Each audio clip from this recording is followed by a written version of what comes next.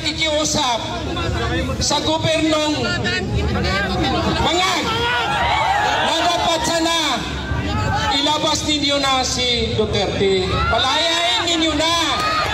Kami walang kasalanan niya si Duterte. Nakikiusap po kami ng mga muro na nag-rally sa bawat sulok sa Pilipinas para lang ipalabas ninyo si Duterte kasi walang kasalanan. Kami po ay isang galing sa Mindanao. Nandito po lahat kami nasa likod namin ng mga muro. Kung maaari po, palayasin ninyo, pauwiin ninyo sa Davao ang aming presidente na Duterte. Nakikiusap po kami. Allahu Akbar!